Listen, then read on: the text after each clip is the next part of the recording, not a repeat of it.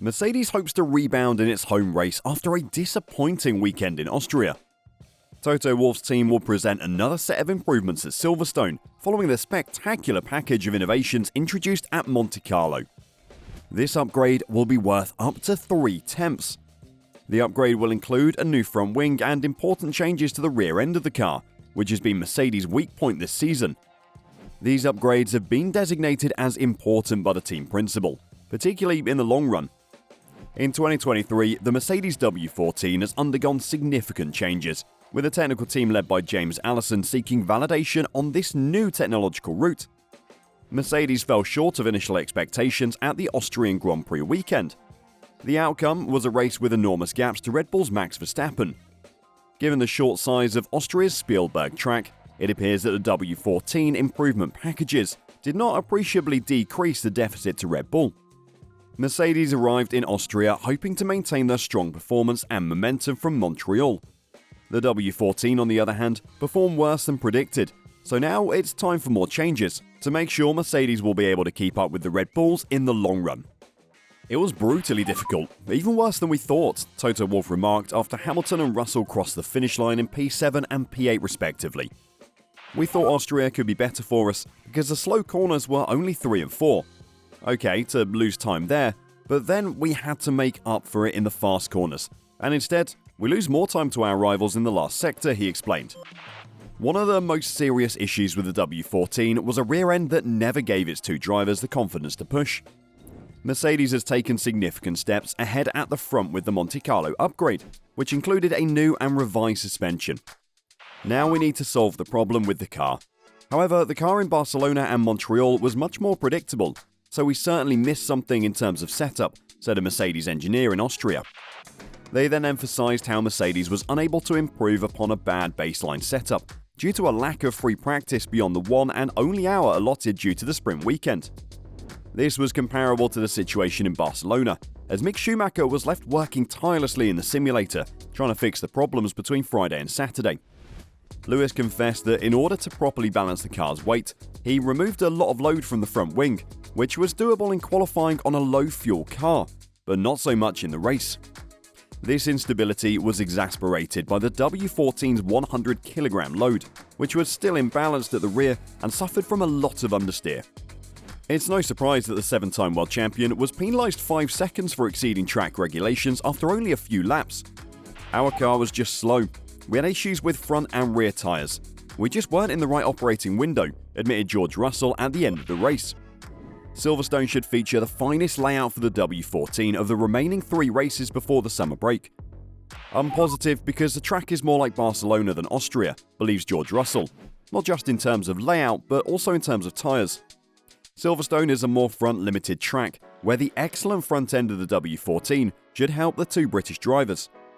However, there is a significant uncertainty around the tyres that will debut this weekend. Pirelli and several teams say that they are the same in terms of attitude and performance, but another team in Austria told us that the C1 front, tested in Barcelona practice, was stronger than the current specification. If this is correct, the W14 could be punished because the revised criteria would benefit Aston Martin, and in particular Ferrari, i.e. the cars with a weaker front end. A new batch of modifications will arrive at Silverstone to enhance the W14's slow-moving characteristics, particularly in the middle of the turns. According to the team, these alterations will not necessarily be on par with what was delivered to the circuit in Montecarlo.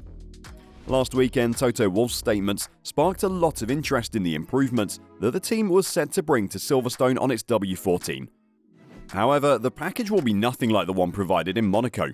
The car of Lewis Hamilton and George Russell was substantially different at Montecarlo, with new side pods, significant adjustments to the front suspension, and improvements to the floor of the car. This upgrade enhanced the car's handling and, more critically, the consistency of data correlation between the track and the factory indicators.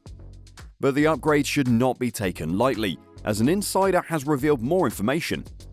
Toto spoke of a big update for Silverstone because of the important experiments we'll carry out on Friday, not because the update package includes many new parts, an inside source said. The W14s will get a new front wing at Silverstone, like what Ferrari did at the Red Bull Ring. Even if the front end is one of the W14's strengths, Mercedes' objective with these improvements is to enhance the car's slow speed performance, with a reassessment of the flows orientated towards the car's center and rear. There are some updates at the rear, which we'll talk about later in the video.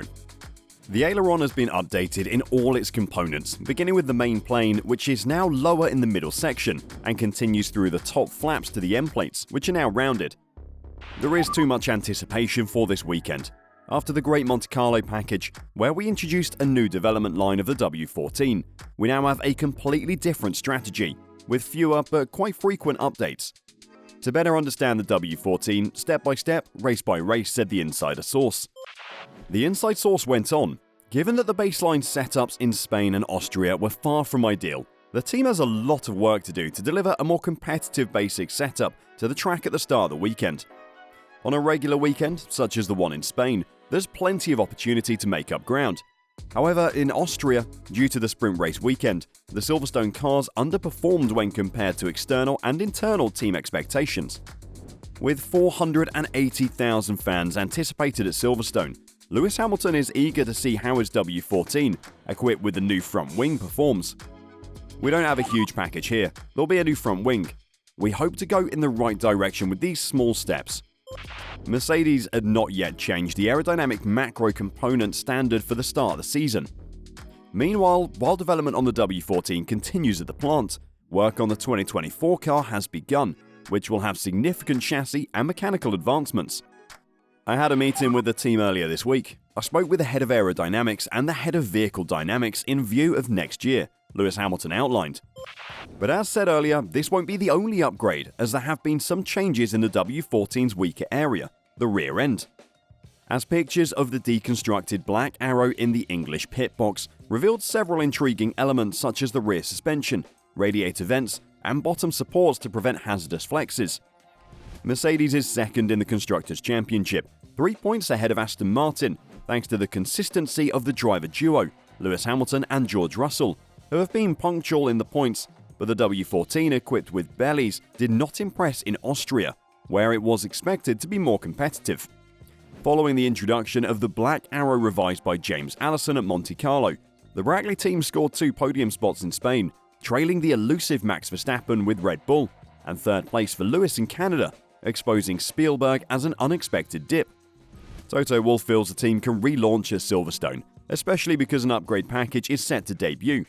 In recent weeks, we've seen how the absolute technological values of those who have managed to deliver new goods onto the track have abruptly changed.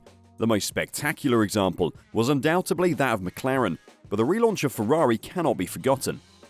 The image here shows the W14's rear suspension. We were expecting some new features in this area, but it's interesting to see how the carbon cover rolls the lower arm and the axle shaft with a design that improves both the structural and aerodynamics functions. The upper triangle illustrates how the front piece is angled forward to provide an anti-squat effect, which the experts hope will keep the rear from crouching during acceleration. The perspective also displays the mouth of the radiators of a typical belly that has abandoned the failed zero-pod design, and most importantly, reveals the 2 metal reinforcing beams that serve to greatly lower the bottom sidewalk push-ups. Each is held by a tie rod that can be adjusted depending on the height at which the floor must function on a certain circuit. The Brackley technicians were inspired by a concept that Adrian Newey successfully developed on the RB18 last year.